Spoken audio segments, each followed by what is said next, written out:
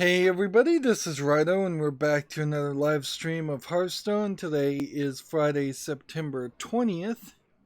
Let's see, we are on the Asian account. Let's see what we want to reroll. Rogue class cards plus pirates overlap a little bit, so rerolling demons makes the most sense.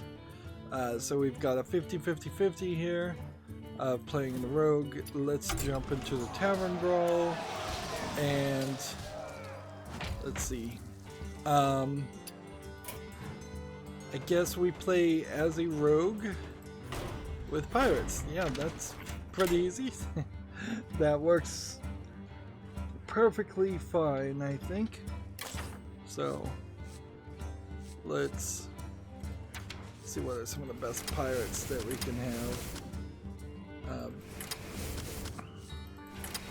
Not too bad. That's not too bad. Really aren't too many pirate cards, frankly. At least on my Asian account. Alright, that leaves me with 20 things. So I can play a couple more pirates, and then that just leaves me with rogue class cards, so Deadly Poison, Shadow Step, Backstab, all good cards. And then we want a weapon. I'm not sure which weapons I want though.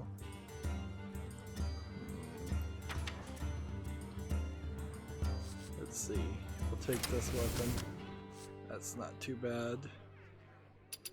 And yeah, that leaves us with not any other room, but that's fine. That's a good setup and start to move forward. So, not being a Friday, it'll probably be a bit of a sleepy Friday in general. Sleepy in two ways. That I do think I probably put off starting the stream a little too late here, starting at noon.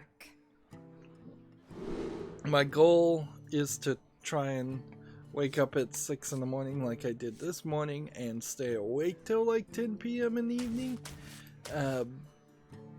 But I am not really sure I'm gonna to reach that goal, really. So who knows how this, but there is no final thing here. It is just a constant cycle of insomnia where, like, I'll get into some kind of setup and then I will lose momentum on that setup. Might as well play this. We might as well just play as much as we can. So I've made 3 episodes of Lego City Undercover. I am still running into a little bit of lagginess, but nowhere near as much as I've had in previous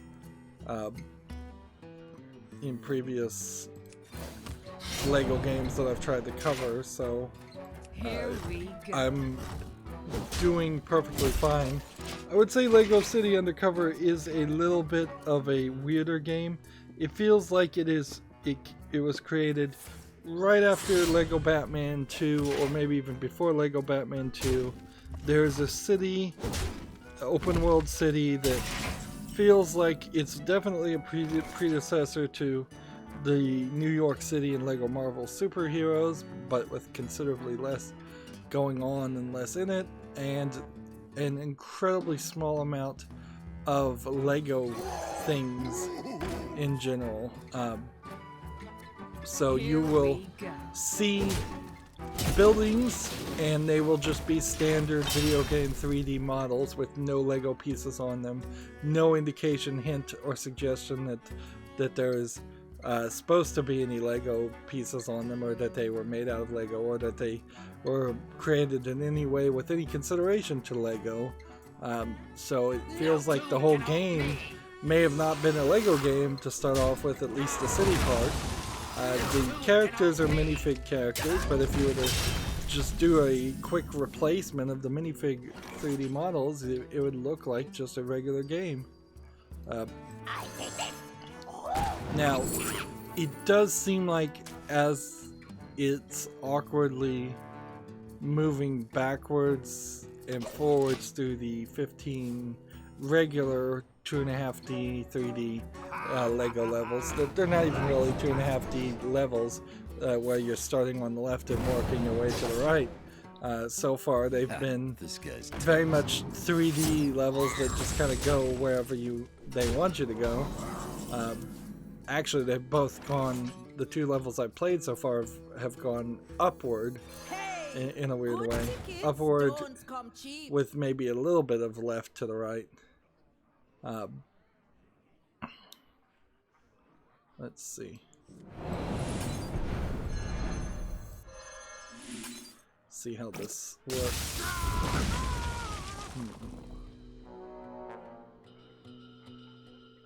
Overkill. Draw 2 cards. Might as well play this. So, yeah, there's some weirdness in there. As I unlocked an ability after beating the first level, it unlocked what was in Lego Batman 2, which were the blue and white terrain areas where you can crawl on walls, jump over fences, slide under pipes, jump between 2 parallel walls to reach greater heights. All acrobatic moves that made a lot more sense when you were playing as Robin than it does when you're playing just a Lego police officer. That I really have no connection to this Lego police officer, and it doesn't seem like the game has much connection to him either. There was a prequel, like 3DS game that they sort of referenced at the very beginning, but effectively have forgotten about now. But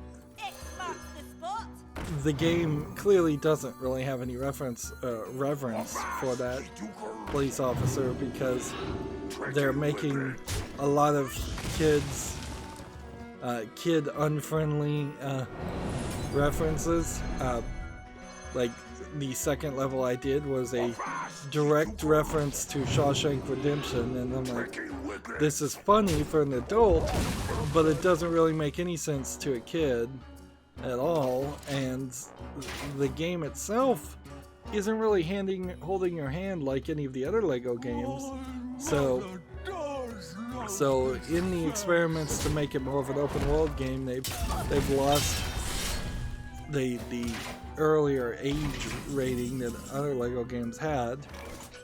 So while I wouldn't say don't let little kids play Lego City Undercover, I'd say almost certainly let them play 3, 4, 5 other Lego games first, so that they have a clue as to how the systems work. You really need to have played probably Lego Batman 2, which the city, Arkham City and Lego Batman 2 looked a lot more Lego-y at the start. Also, I think a lot of the open world games, which Lego Batman 2 I think was the first one with an open world, and it wasn't really much of an open world, it was a pretty small island. The Lego games have made you kind of play through the story mode first before you get into the open world stuff. Lego Marvel Superheroes definitely did that. But yeah, I would suggest both having a kid play Lego Batman 2, which means play Lego Batman 3, Lego Batman 1 first, and then maybe Lego Batman 3 before you play Lego City Undercover, and play Lego Marvel Superheroes before. Also, Lego City Undercover has a secondary currency of bricks instead of studs, small 1x1 flat bricks, which are way harder to collect and totally like way rarer, and the only thing you can use to craft story important elements. So you have to run around getting these flashing disco bricks called super bricks that flash in colors, so they don't feel like real Lego bricks, and they don't have a consistent shape or size. So sometimes it's a 2x2, sometimes it's a 2x6, or a 2x3 brick, which that inconsistency is unnecessary. So yeah, the instead of using studs for something, now studs are incredibly useless, and it's so useless that I've already gotten score times 2 levels in. I just found that red brick. It didn't require any purchase at all to get to use it, so I just got it. Now I have score times 2 for the rest of the game. If I find score times 4, then I'll have score times 8 because I'll have both of those on. But that doesn't really matter as much as you would think, because inherently it's only to unlock character skins and vehicle skins that the studs have any value. They don't unlock anything else. So at the very end of the game, as I try to get 100% completion, I'll jump from like 80% complete to 100% complete just by sitting in the menu for a while and purchasing everything that has been found. You do have to find the skins for the characters and the people, but I'm sure I'll get a red brick that points to all of those items, and there will be a considerable amount of time we spend in the open world just collecting things. The open world makes very little sense though, because it's 3 islands, but 2 of the islands have major sections on the map that are just blacked out, and I don't think that they're going to unlock in any way. I just think that they don't exist, so it would have made more sense to just have the entirety of the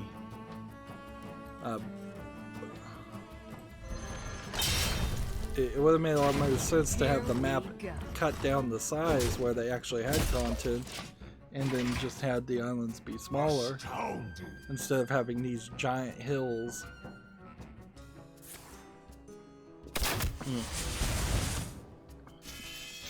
Yeah, it honestly is about half the square footage of the entire map is marked in a way that indicates to me that it's very unlikely we'll ever be able to reach or do anything in those sections. Maybe there are flying around helicopters bits, so perhaps when I get a helicopter I won't be as controlled by like invisible walls as I think I might be, because that would be my first thought, is that I would just have a considerable amount of invisible walls blocking me from flying places that it doesn't want me to go.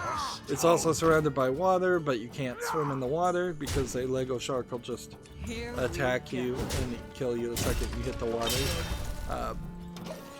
Which, unless there are specific sections where that isn't the case, is alright. We've seen that in a lot of games, but it's also kind of ridiculous. In Lego Marvel Superheroes, I'm pretty sure you could get in the water and swim, and it wouldn't be a big deal, but you would still run into invisible walls once we got past the Manhattan borough. Let's see. This. And then this. And then this. Kill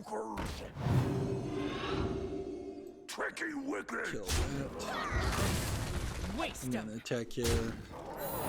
Surprisingly, not an explosive. So yeah, we're kind of back to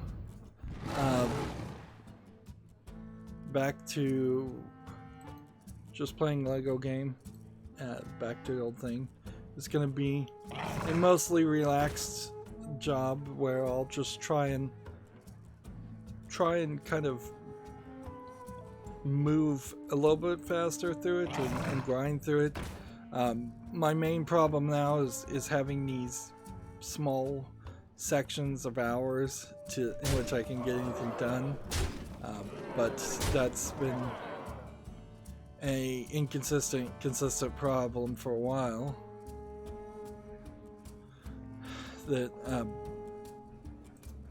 even if I do have long stretches of 8 to 12 hours in which I'm awake, I am not actually succeeding at having long stretches of even 8 hours of gameplay. Alright, this and this and this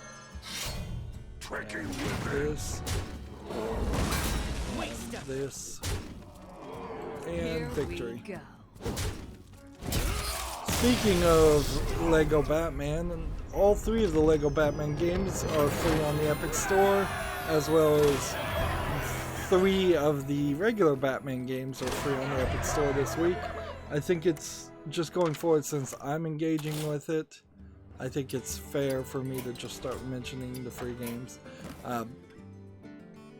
In the long run, having a bunch of dead users on the Epic Games Store that only claimed the free games and never actually put any money in it, like how I'm using it and just using it as a backup,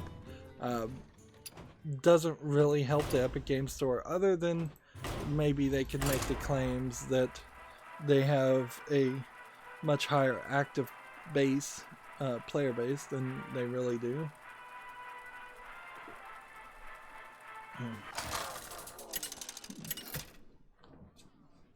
The one thing you could say about the Epic Games Store in its favor is that, at the very least, the Epic Storefront isn't owned by a publisher, which is not something you can even say about Steam or a developer,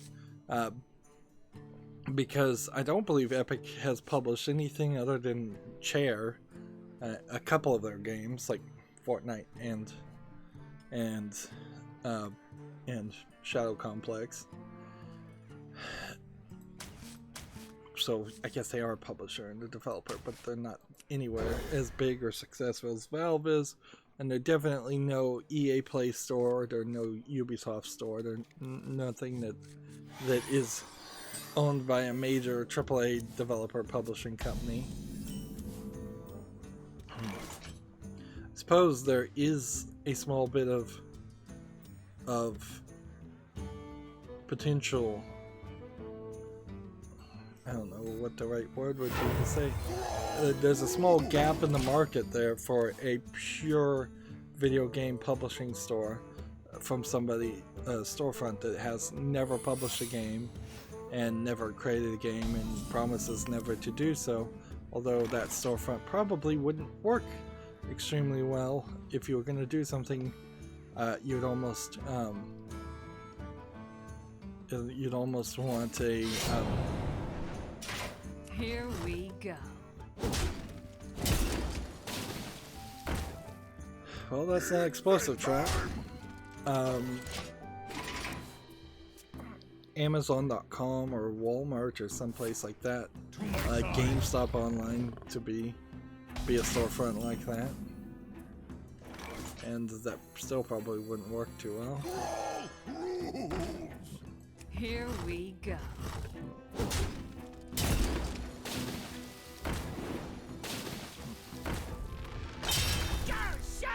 Just keep on attacking. Ending the turn. There really won't be anything else for me to talk about or do as far as games I'll cover until I finish the Lego game, so I need to spend the next week or so trying to get it done. There might be a couple other thoughts I could probably schedule some videos, upload videos, and do some experimentation there, but that's kind of that. So yeah, I could go on further talking about the Lego games. I did reset some basic settings on just the NVIDIA control panel. I set the 3D settings just to their default setting as far as I can understand. And I'm letting the 3D application itself decide what it wants. And I click the restore button just to restore everything back to the way it was. I wouldn't be surprised if the GeForce experience goes through that and changes things into something different anyways. But I was thinking that there's a possibility here that at some point I swapped something around and made a bad configuration choice. I don't recall ever doing something like that. Go Sharks! Go Sharks! Go Sharks! Kill that. And I may at some point go and see if I double check to make sure I have that hack enabled. This isn't very video game related. In fact, this would really set up your video games to probably be a lot more frustrating to get installed and running. But Windows Defender on Windows 10 now has this ransomware protection feature that will let you... Let's see, I guess I just need to do 4 damage. I can't really do anything else. This is our town, scrub. Back to the void. So this is potentially explosive trap now. Yeah, Windows Defender has this ransomware, or they call it something like file access protection or something, where you're asked to specifically allow programs to access specific folders and specific files. It sounds a lot like what I understand SE Linux is, which is a way to configure most Linux builds to make it like a high level security system for like top secret use and things like that. I'm not sure how many organizations even inside the CIA and FBI actually use SE Linux on their computers for how frustrating it seems like it would take to set up. But I bet there's somebody out there that experiments with it or uses it. Ransomware is an ever-increasing risk, more than viruses or spyware. As people have learned that they could potentially make a lot more money now that files are actually important and people can't or don't back them up as much as they should. So this and this, and then this would have worked if I had one more. The touch of the I want you, and you, and you. There we go. So, first big bit of news for YouTube, and since I'm a YouTuber, is apparently YouTube had a verification program, and that's where I'm going to come from this whole reports. Is I didn't even know YouTube had a verification program, and if I had known that they had a verification program, I wouldn't have really cared. Apparently they were giving something like a Twitter blue check mark to some channels, and now that they've kind of said that they're tightening that criteria, you can no longer apply for it, they're just giving it to famous people. This is also exactly what Twitter did. but the idea.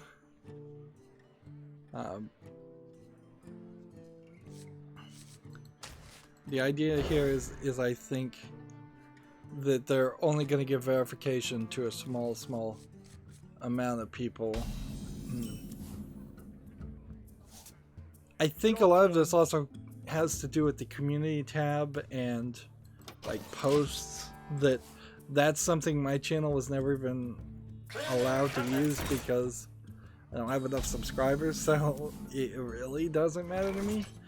This really isn't going to affect small-time content creators on YouTube any more than all the other terrible things that are done on YouTube, which says we're only caring about people like The Rock.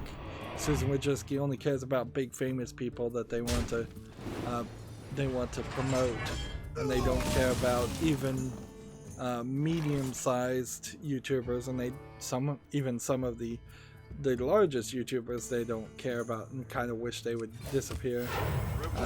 I think if YouTube could snap their fingers and make PewDiePie disappear tomorrow without losing all the views he brings in, they would do it.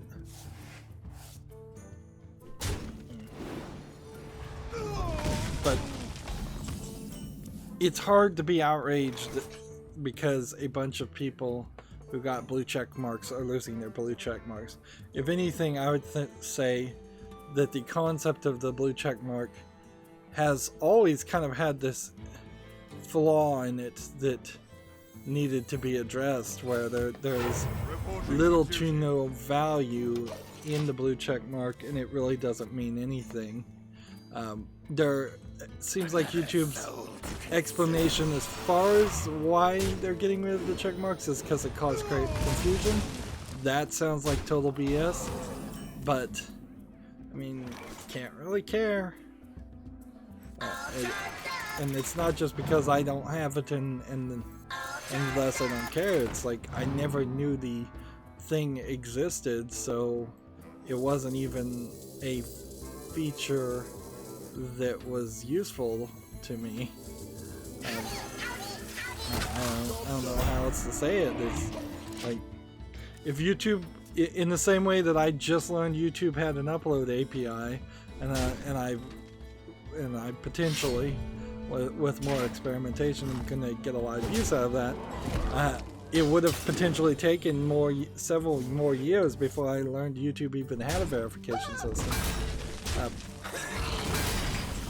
I think they should probably just get rid of the verification system, because all it really boils down to is YouTube is trying to make their platform feel and be more like a like Twitter, because they really can't add any more features that anybody wants or would appreciate. So they're trying to do something different. It's another clear example of people at YouTube not knowing their product and being motorless, as like nobody is guiding the ship as far as the company goes. Honestly, it really just boils down to Susan Wojcicki. She needs to go. Like, even if her decisions have been great, I'm not saying that they have by any means, but even if in the background her decisions have been great, she is the face of the problem, and sometimes it just boils down to something like that, where the person who seems to be the person causing the problems, even if they aren't, has to go. No tune can hold And me. if we got a new strong leader who said, I have a vision for YouTube, but I'm going to do what I think is best for YouTube, and if you don't like it, you can quit. That's really what we need. We need a dictator, we need a Steve Jobs, we need a Bill Gates to run YouTube. Otherwise, eventually, somebody is going to finally figure out how to make an actual competitor to YouTube, and then that'll be the end of YouTube, because they certainly haven't built up any kind of goodwill or anything that would make make anybody want to stay with the platform. They've built up an audience, but they're on the verge of potentially losing that audience too, because most of their audience was kids, so it was a false audience in the first place.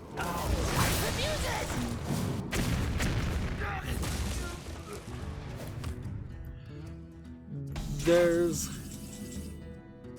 a interesting story here that may drastically affect, I mean, it could potentially drastically affect how digital games are sold, but I suspect heavily it won't really change anything.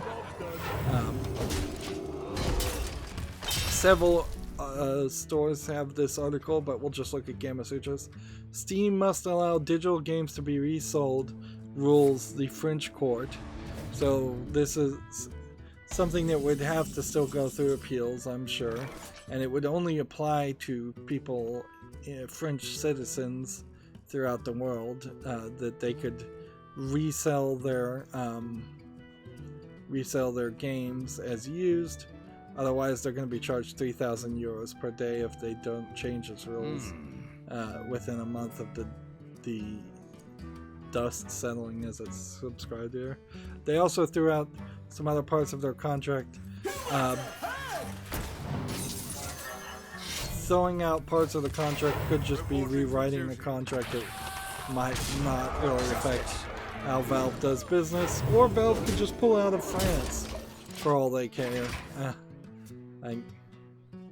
Unless this ruling became European Union wide, and even if it did become European Union wide, it's still probably not anything.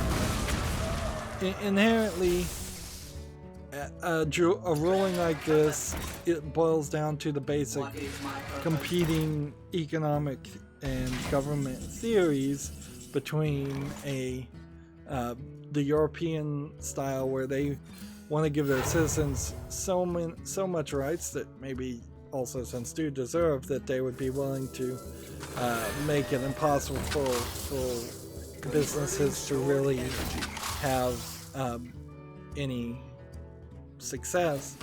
And we have certainly seen things like austerity happen throughout the European Union, in part because of, in my opinion as an American, because of crippling legislation and creating nanny states, whereas the United States goes too far in the other direction. We won't do anything to regulate any companies at all, not until they've caused entire opioid crises and we've ruined an entire generation. Only at that point do we start to actually do anything to curb pure capitalistic greed. It is not just a random fact that so much of the tech industry and so much of just major corporations in general are not coming from the European Union. They're not all from America, for sure. There's plenty of companies all over the place, but not too much. Not too much comes from the EU that I can really think about as far as major corporations. So if the EU really wanted to create some competition and help their citizens, they probably should relax the legislations on some things and just relax in general. In the short term, in the next few years, I don't think this ruling is going to really have any bearing. Valve could just say, we're not doing business with French people, we're not doing business in France. The French took this case because they claimed that because it concerned French citizens that they had jurisdiction. Other countries would disagree with that, certainly. If I was an American and I broke a crime in Japan, I don't think that an American court could claim that they have jurisdiction to hear the case because I'm an American. Yeah, that doesn't make a lot of sense. It would be better for any American in that situation, certainly, but it doesn't make sense. Like, it implies that all citizens have no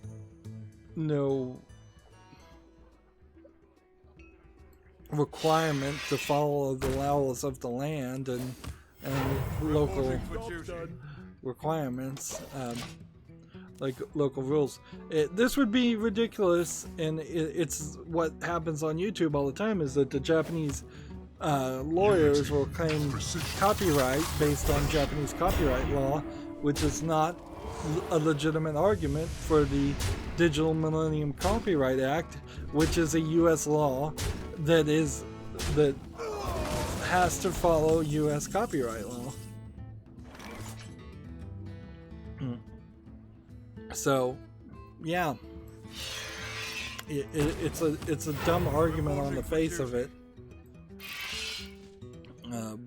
Just the jurisdiction issue alone.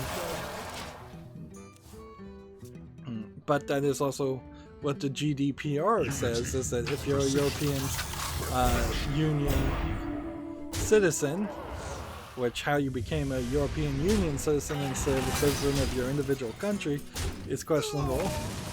Two, GDPR says that your rights are protected regardless of whether you're actually in Europe or whether the company is the websites that would be potentially collecting cookies are in Europe.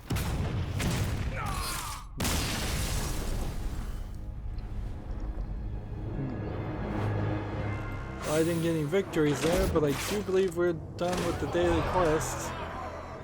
And as always, I'm looking for any excuse to be done early. So let's move over to the Americas account. Meanwhile, Gamatsu has an article. After party launches 29th on October 29th. Apparently you can outdrink Satan to gain re-entry to Earth. Hold on to your mug. We're in for a wild night. It'll be on the Epic Games Store on October 29th. So this is a really limited game.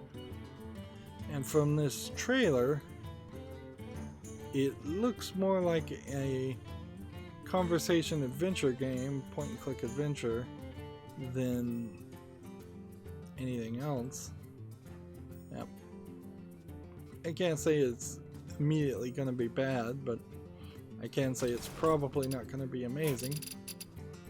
Here we have a watch and learn, and we'll just watch Loki, which I haven't heard of. Loki hasn't been watched a video in quite a while, and I'm surprised he's still playing Hearthstone at this point.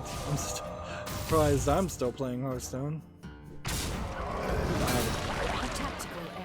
TechRaptor has an article here. The sci-fi werewolf-like enemy on board has been announced. Sounds a lot like several other games I've heard of. Seems like there is a major rush to have werewolf-like games come out. But let me show this trailer here. Well played. It seems that there's a decent collection of people and 3D models, and the idea would be one of these characters is the bad guy, the werewolf, whatever, and you have to deceive the other players. The problem with, let's go and squelch this guy. Problem with taking werewolf and putting it in a digital version is that you lose all the entertainment of jokingly suspecting your friends, and that's a problem with a lot of board games, is that it just falls apart in isn't anywhere as fun once your friends aren't around playing with you and you're just playing with random people. This is multiplayer in a nutshell. And why I've never been a huge fan of multiplayer games is that either you're playing competitive multiplayer where you want everybody that you play against to be horrible and you want yourself to be perfect, or you're playing some kind of casual multiplayer where you just have to kind of hope you get a good random assortment of people. I remember playing Apples vs. Apples on Xbox Live when it came out, and that was a decent example of hearing other people in the voice chat and them talking and thinking and having kind of a fun time. But then 1 vs. 100 really didn't have any of that, and Uno Rush was more of a competitive game for me where I was simply going for victories, and I don't recall hearing any voice chat in 1 vs. 100 or Uno Rush. I think I also played like a poker game on Xbox 360, and that again was a competitive game. So the chances of having a casual, fun experience amongst a group of potential new friends is very rare in my experience. I have no idea what Loki is doing, but he is far enough along that I suspect he might know what he's doing. Let's see. Summon a 1/1 copy of each of your other minions. After you play a minion, summon a copy of it. Each time you cast a spell. Smart moves, I concede. So apparently you didn't have a strategy there. Let's stick with Loki and see if he's going to jump back into another game. Because a watch and learn would give me an opportunity to burn through the news, which is probably not a bad idea. Meanwhile, TechRaptor has an article, Monster Hunter World, Iceborne Review, Fantastically Frozen Fun. In a weird way, I'm not sure I'm gonna make it to ever playing Monster Hunter World. I feel like by the time I got around to playing something like this, it would be the next Monster Hunter game. There definitely are some major games, even if it is just a major Japanese game like Monster Hunter, that I probably should just get on board with and say the next one will be the one that I'll jump on with. You can see TechRaptor is giving it a 9.5 amazing. Iceborne is as good as an expansion gets. It presents welcome tweaks to the original formula and monsters that will challenge even the toughest of hunters, if only more of the campaign explored this.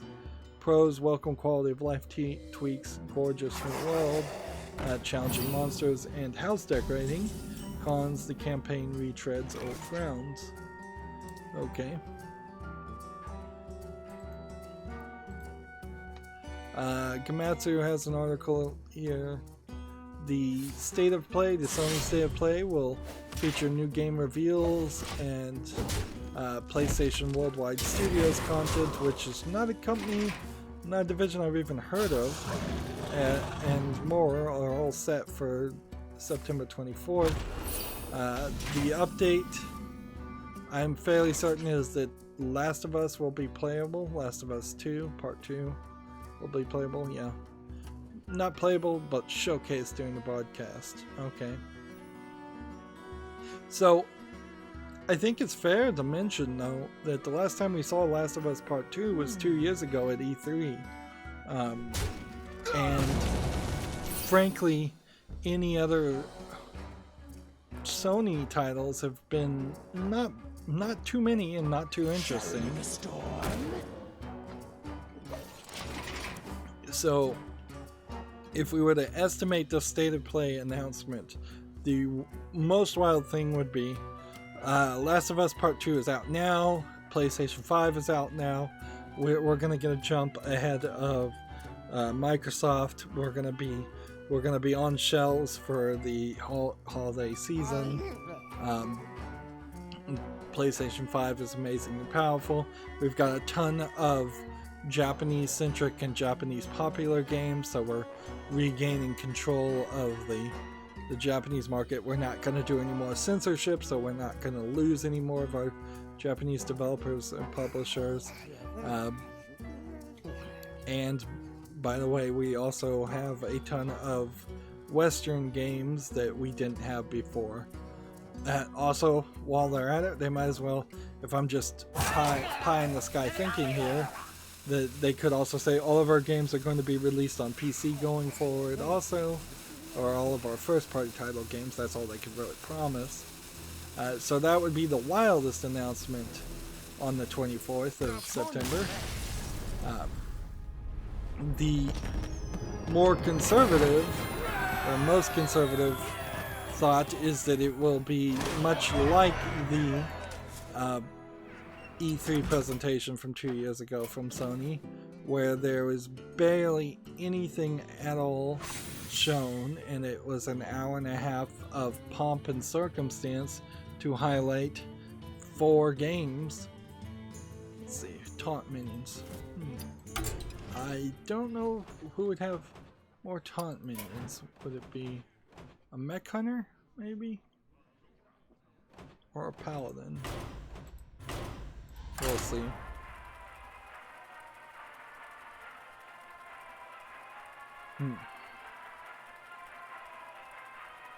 Sony noted not to expect any updates related to the next generation plans is in this article, so there goes that thought of next generation things. Of course, it wouldn't be the first time the company lied. I have never heard of PlayStation Worldwide Studios. I wouldn't be surprised if we see 4 or 5 of the Chinese-funded games that Sony is helping develop and release were highlighted way more than they should be, and that we see maybe 15 games instead of just 4 because of something like that. But I really wouldn't hold my breath to see much of anything that's interesting. Even if you are a big PlayStation fanboy, now is not the time to really get super hyped on it. Even for Last of Us 2, you might as well just save your money, because if Last of Us 2 somehow is not on the next PlayStation, the PlayStation 5, then you kind of know that within 6 months of it being released, there would be a re-release or remaster or some kind of backward compatibility.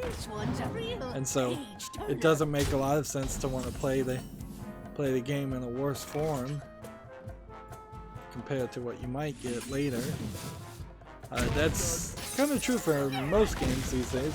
Borderlands 3 in particular is one that, the more I think about it, if I am ever going to get around to playing it, which I don't think I am, getting a complete version on Steam that has all the DLC and all the quality of life improvements that one hopes will be added to it, and all the bug fixes that one hopes will be added to it, would be very nice. It is also worth mentioning here, now I just thought of this, Borderlands 2 before its DLC had a very different story than Borderlands 2 after its DLC. A lot of people loved the Tiny Tina expansion, whereas most people kind of, I think, forgot about some of the other expansions. Like the first expansion was the Pirate expansion. I don't think that had really any impact, but it does give you a different story and a different, slightly different area and slightly different characters. And then there was, beyond the Tiny Tina Dungeons and Dragons expansion, there was also a Battle of the Underdome expansion that gave you some more things to do, and then there was 3 seasonal expansions for like Thanksgiving and Christmas and Halloween. So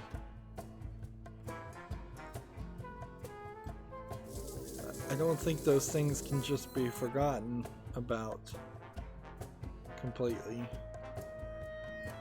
I'm gonna do this, and this, and then this, and then in the chain. So yeah, a final form of Borderlands 3 might have another Christmas and Halloween and Thanksgiving expansion, almost a good chance, and 3 other storyline expansions. If they come back with amazingly different writing from all of the feedback I've heard of people, I've heard mainstream video game critics give, in particular, as far as what they liked and what they didn't like. Unity, precision, perfection. Let's see. Do I want to kill this right now? Yeah, I think I'm safe to do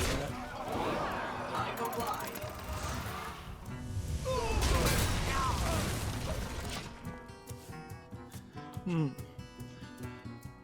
Speaking of mainstream video game journalists, the Beastcast, as I was listening to it earlier today, it seemed like though the Giant Bomb East people now have gotten far enough into Control that they are starting to run into some of the problems I had throughout the course of the game, which I don't want to say this like an ego thing, but I think frankly they just hadn't played the game enough, and I think this is kind of a problem with video game journalists in general, is that they play the first 4 hours or so and they love it. If I had just played the first 4 hours of Control, I probably would have loved it too at that point.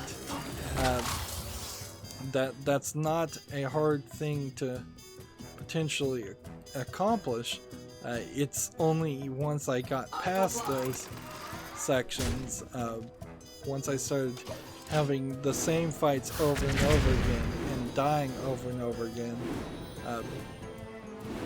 that I started to see some of the problems with it.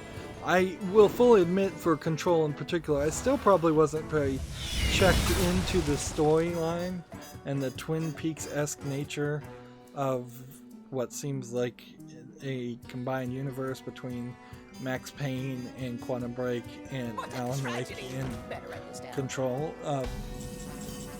It seems like they're going to just keep adding things to their storyline to make it a combined universe, even if it really was never intended to be that way.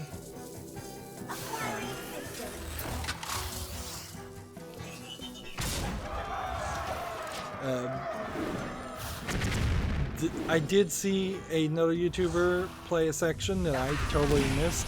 There was this bathroom section where you had to go down, and it was infected by the mold, and twice I tried to get in that section and I died. Apparently some of the holes that you can go down are not actually holes that you just instant die down, so there was a deeper section that I could reach maybe at some point. I probably hadn't finished the first part of that mission to get the pill that would have let you get deeper into the mold sections. But if you get down deep enough, there's an entire like boss fight with a giant plant-like creature, and so yeah, there's undoubtedly at least 3 boss fights that I missed just because I wanted to rush through it and didn't care anymore about the dumb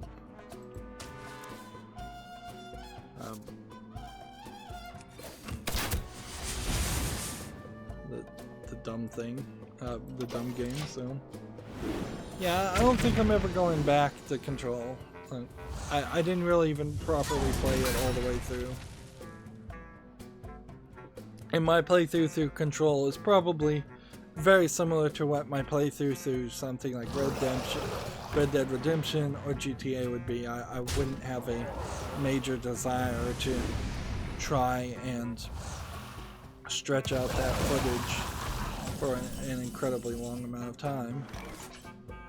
Alright, this will be interesting. Let's see what this I wonder does. what this does.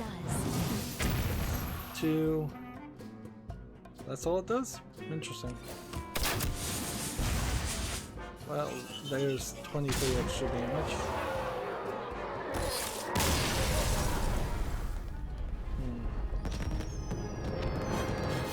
What are we trying to do is play taunt minions, I believe?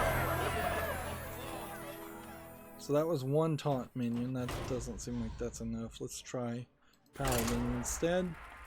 Meanwhile, let's just burn through the news. So, yeah, their love of control seems to be dying a little bit, at least for the Giant Bomb East crew, which they always were kind of not in line with the West anyways, which is good. It's a good thing that, like, this is the problem with all these big journalist sites, is that they feel like they need to come to a consensus and all have the same opinion, and that's what their weekly podcast seems to be what they're trying to do in a lot of cases. When honestly, I just want to hear one person's opinion and then kind of understand where that person is coming from and know if I agree with their opinion or not. And I'm perfectly fine if everybody else in the room thinks that person's an idiot or completely disagrees with them. And we can hear their opinion next if they've played the game too. But what often happens is whoever has most seniority in the room or most influence in the room convinces everybody to like something like Control, and then everybody else starts playing Control, but they're not making it all the way to the end, and potentially they only make it to the end of those games to have a full educated opinion after well after the game has been released, and when they're thinking about a game of the year records. And even then, I'm not sure that everybody has played all the games by the time they're thinking about the game of the year podcast. And I've definitely heard previous game of the year podcasts where somebody said, well, I didn't get all the way to the end, so can't really say.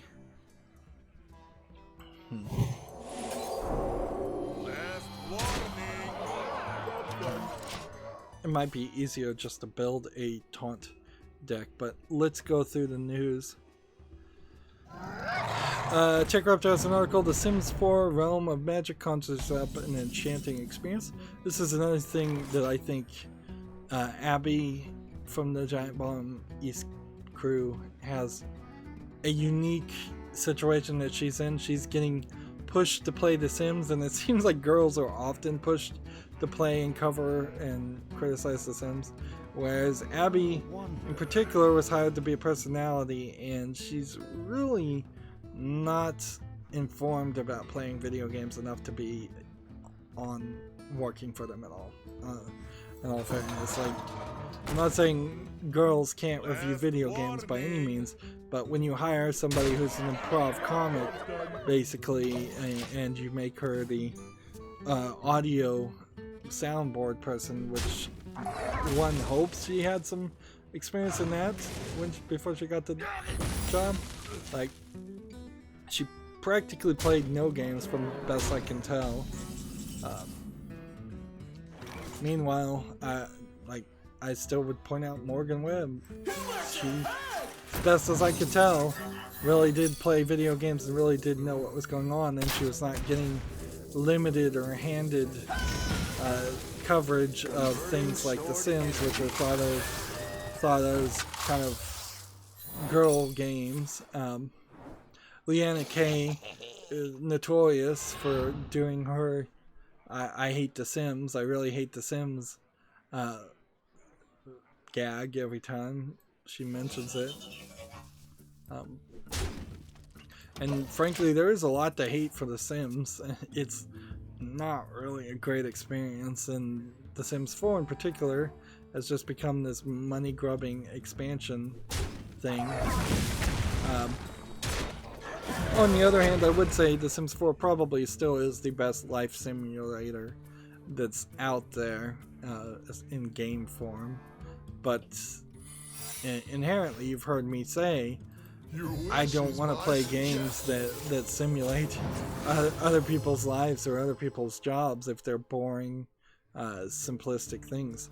The things that make The Sims 1 or any of the Sims games interesting is when you break the mold of something that actually would normally happen, and you're drowning them in a pool or forcing them to never bathe or something, when you're doing something highly silly, if not sadistic.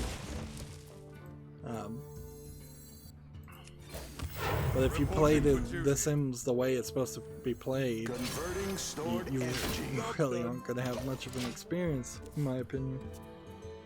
So, I'm almost to the point where I don't even want to mention when the new expansion's coming out, but I figure it's barely relevant still. It's still somewhat relevant, but slowly not.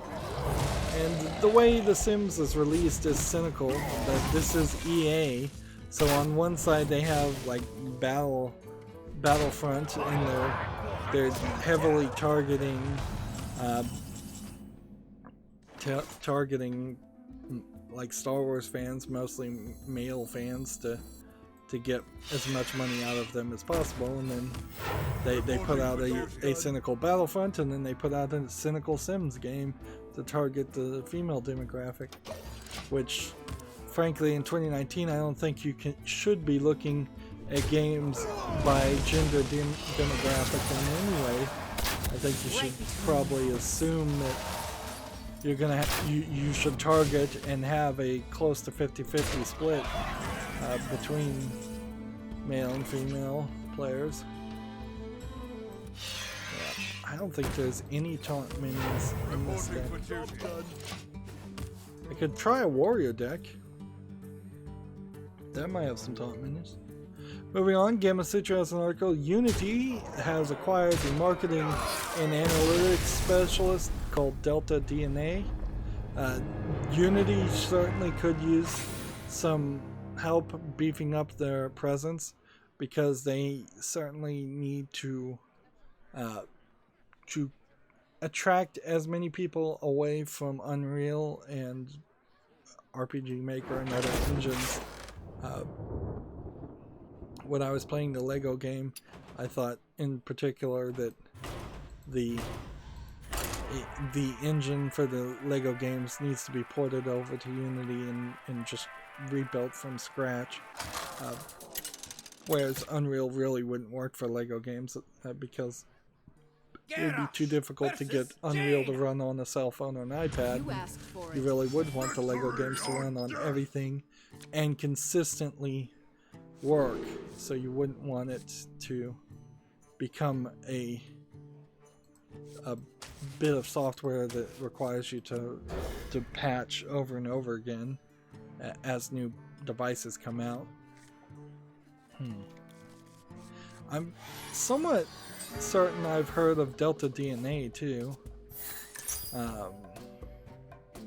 They acquired it from an undisclosed fee. Delta DNA has a suite of live ops tools in Unity, so they already had some tools that were being used and sold for Unity, so it's not unheard of at all for a company like that to be acquired by the larger company. There's a quote here. Today's acquisition of Delta DNA builds on Unity's commitment to enabling developers' success at all stages of the gaming lifecycle. Delta DNA helps developers understand their players, optimize their game, and increase revenue.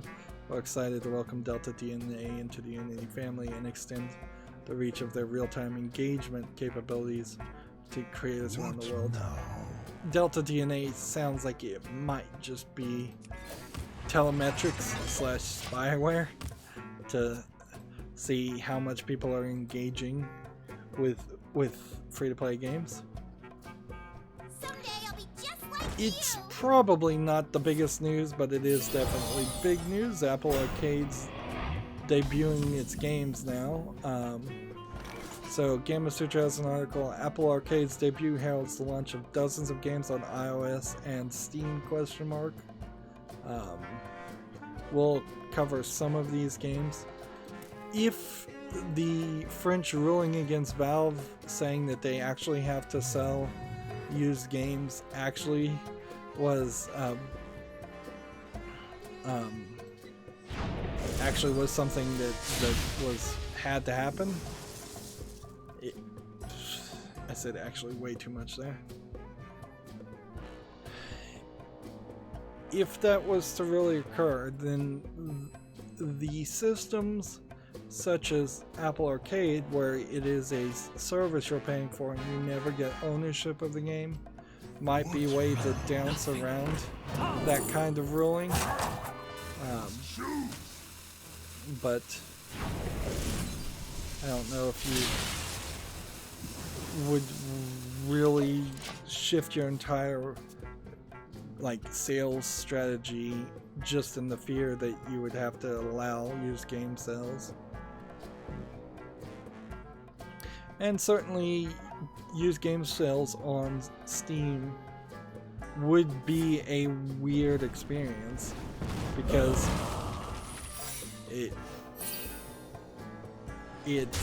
opens up the door for games to lose their value quite a bit, because there clearly is some markup there. I don't think anyone legitimately can make an argument that there isn't.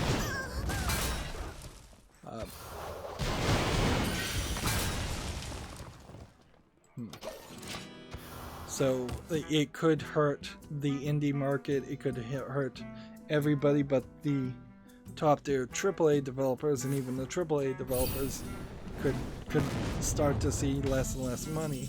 Meanwhile, I don't think this would force a lot of people to change how they develop their games. So AAA games would still cost millions and millions of dollars. They would just ask for a higher price up front.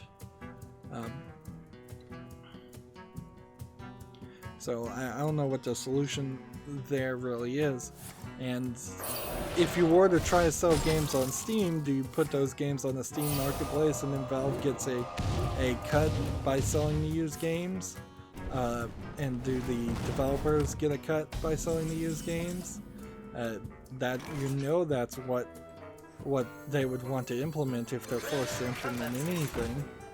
They're not going to, out of the goodness of their own heart, allow you to sell your game used to another end user without any potential cut going to the developers and the publisher and Valve.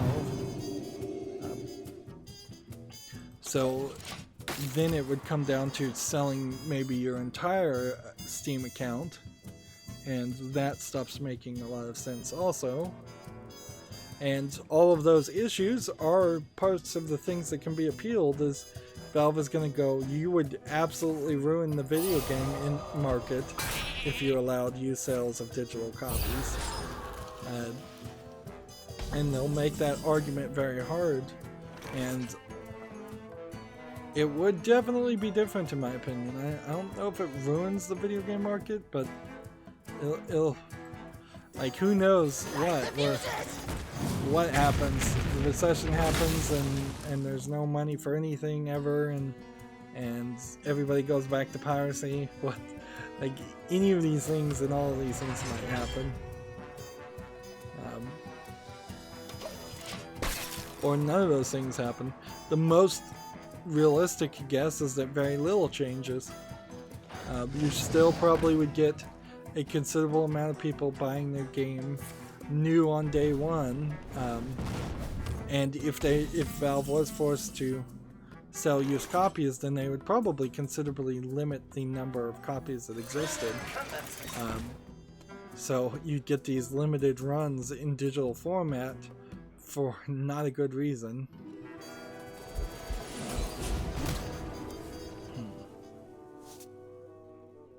Let's see. This.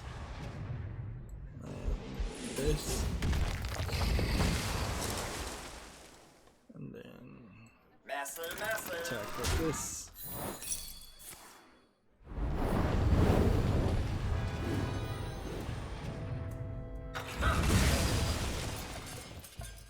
Well, that didn't work too well. Not running into any taunt minions either. Next game we have on Steam is called Thugster's Battle Royale.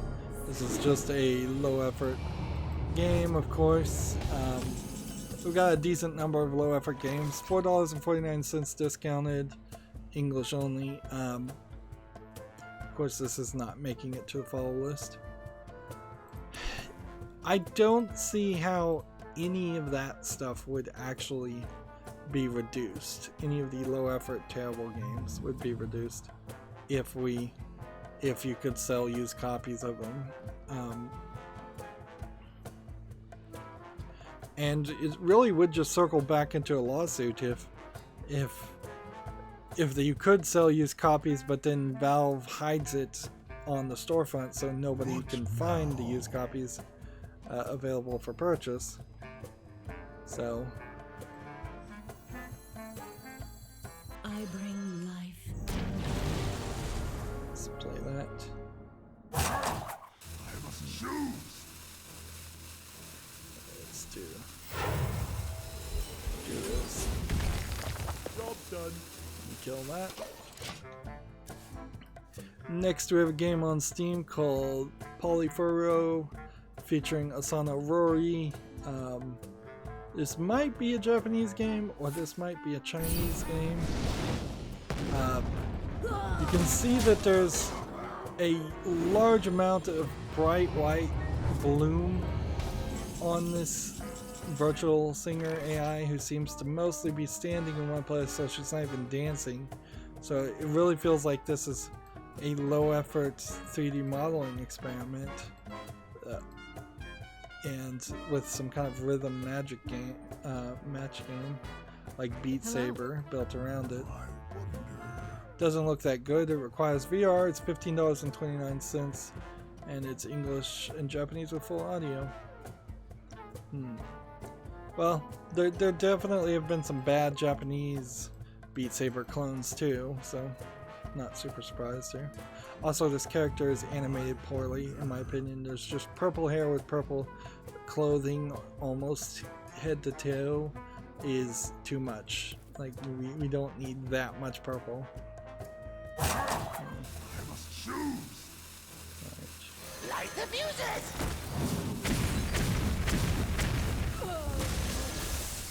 Let's see.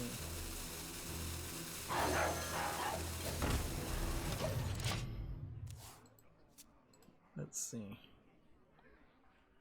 Next we have a low effort game here called Esport Test Toolkit, which is just a bunch of low effort things trying to sell itself as though it is something worth buying. It's free. I guess the price is right. There's no in-app purchases or anything. English full audio. But I don't see a reason why you would suspect that this thing, it looks like it's just a timer there'll be some mini games where you have to click real fast. Meanwhile, if you were to buy this game and review it well, I suspect what this would eventually pull you down to is one of these other games that they've put out for free. So it seems like they're trying to build up a studio. Actually, they put out a lot of games for free. Nothing else. So almost as if it is just let's say it is a benevolent person that thinks what they're doing is useful. I would disagree, but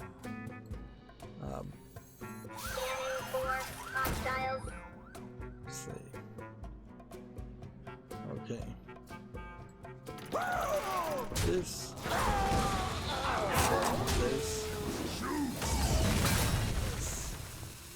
And then your turn.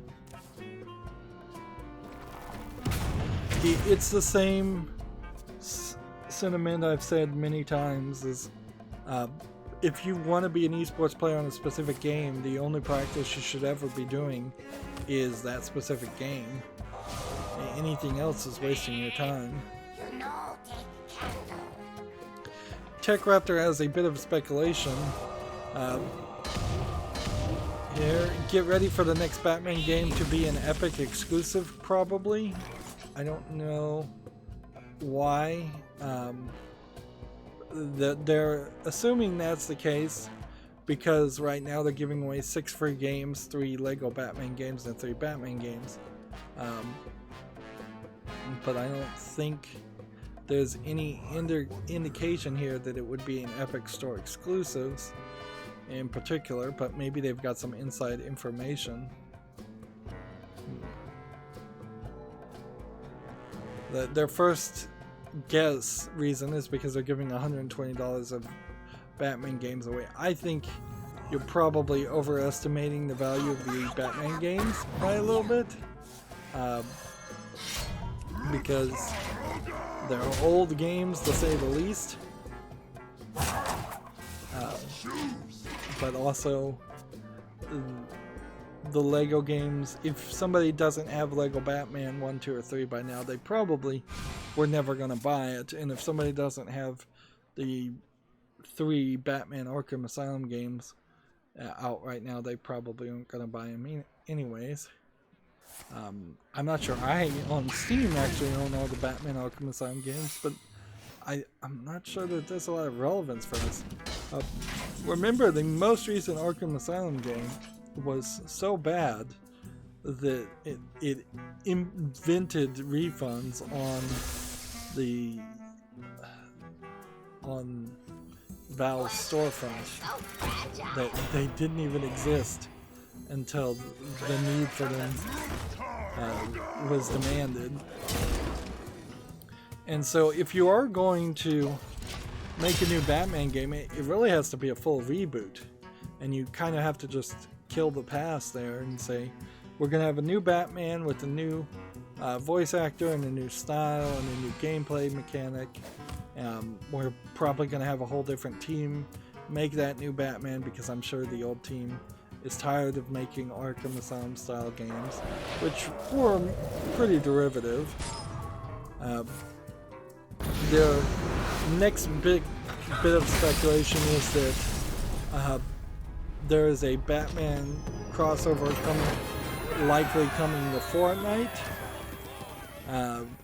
which is another story, sure, but that doesn't inherently mean anything. It could be for many reasons. Let's see. If I play a Paladin Secrets deck, will I have a bunch of taunts? If I play a Beast deck, will I have a bunch of taunts? I don't think so. So unless this Warrior deck, or this Paladin deck, or Druid deck had taunts, I really don't know where we would be. Token Druid. Let's try Token Druid, see what happens.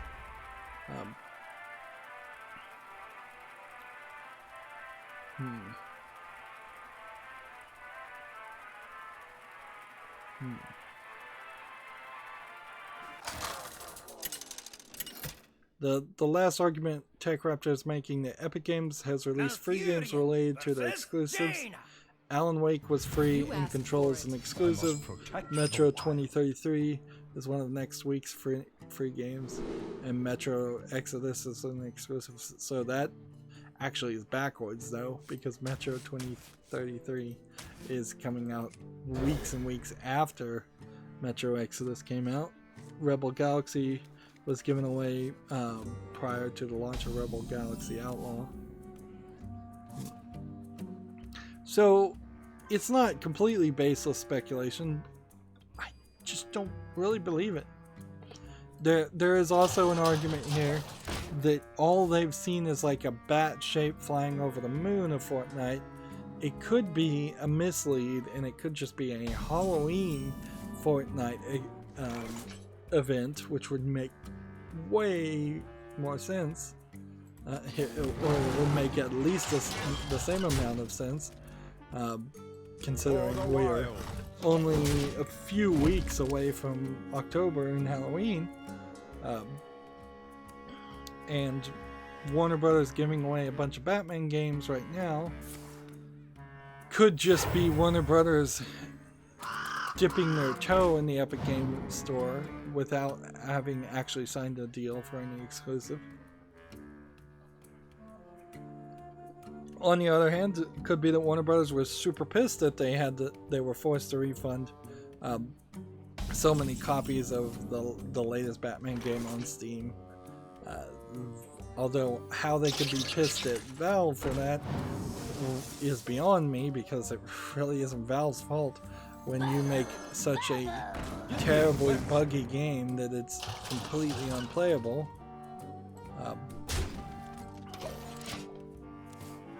But maybe WB thought that Valve would hold out for them a little bit more,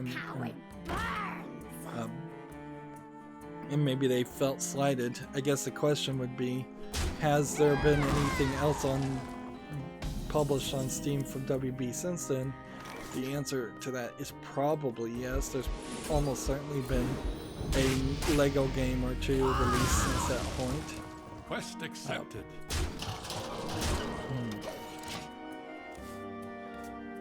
Moving on, Gamasutra has an article. Steam Labs rolls out a new discoverability experiments. Seems like this is going to be a monthly case for them. So maybe this is information that's not really worth mentioning, particularly when you consider we haven't really seen anything come from it. So the first experiment is called the Deep Dive Experiment, which is based on the diving bell prototype created by indie developer Lars Doucet, designed to help users discover new titles similar to what they've already enjoyed. Another experiment is called Community Recommendations. It's also been unveiled. Features will surface games that people are actively recommending to each other on Steam by tapping into Steam reviews. Which, okay, that's cool.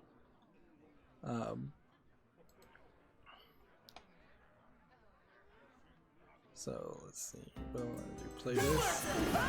Do this. So here's Steam Labs. The community recommendations here. Let's see what that looks like.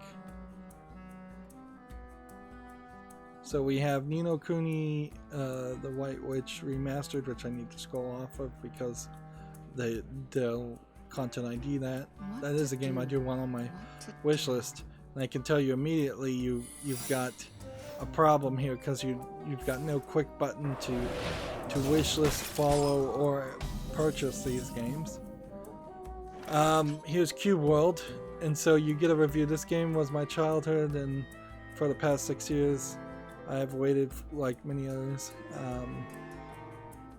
There's a game called Hot Lava. Is Hot Lava out? Let's see. I know there's several Hot Lava games. I haven't heard of this game. What was this called? Overland? I haven't heard of this game. Little Alligator. Police Stories. Yeah, I'm seeing several games. Is Little Misfortune out now? I'll have to. So immediately I'm seeing games that look interesting. Whereas this game Minotaur, I recall seeing this a long time ago. Time waits for no one. The Somnium Files AI. So these are big, more niche games. Let's come over here and play for a brief second.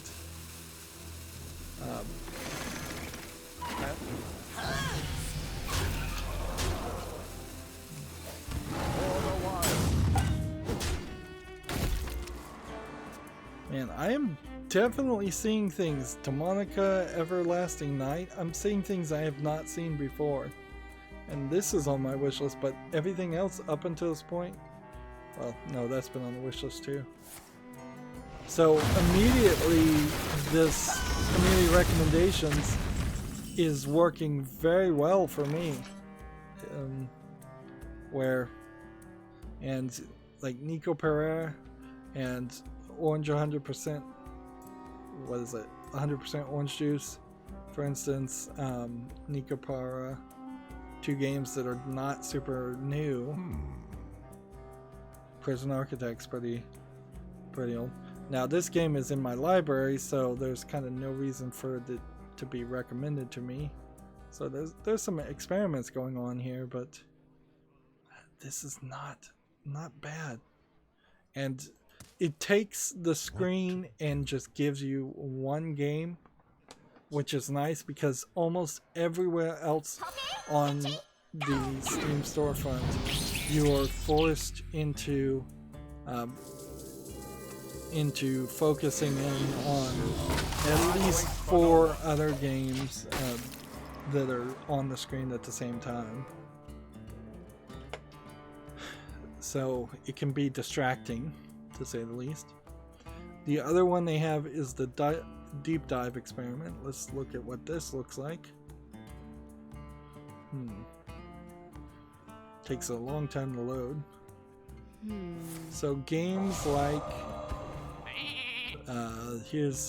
it's telling me the games I just played. So I'm playing this right now. I played Cradle before. I don't recommend people play Cradle, even though it looks like it's an interesting game. Same is true for Echo. I don't recommend people playing that either.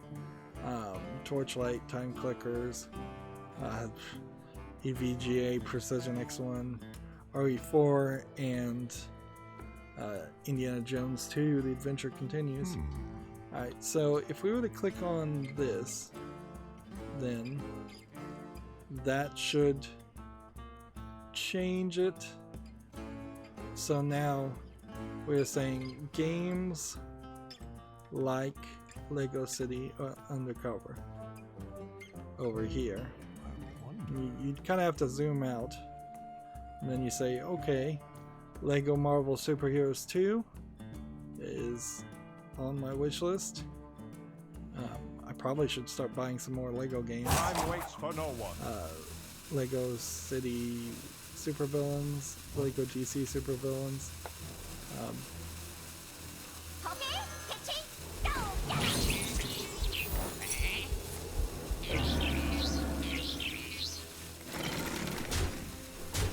I'm taking too long to play.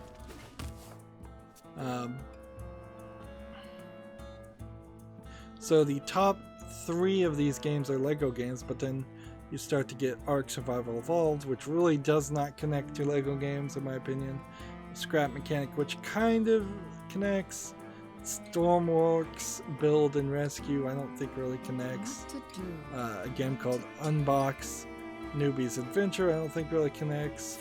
Streets of Fury definitely doesn't connect. And what looks like a low effort asset flip game called Wrong World. So Deep Dive doesn't seem like it goes as well as I'd like it to. So if I click now Lego Marvel Superheroes, now what does it look like over here? It's making this chain, and now it's recommending Lego Incredibles 2, but there's not another Lego game here at all. So if I make 3 points makes a line, all of these should be Lego games at this point.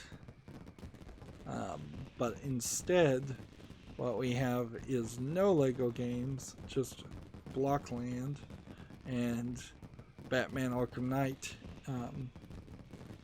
which I don't even know which Batman game that is, whether that's the latest one or a different one.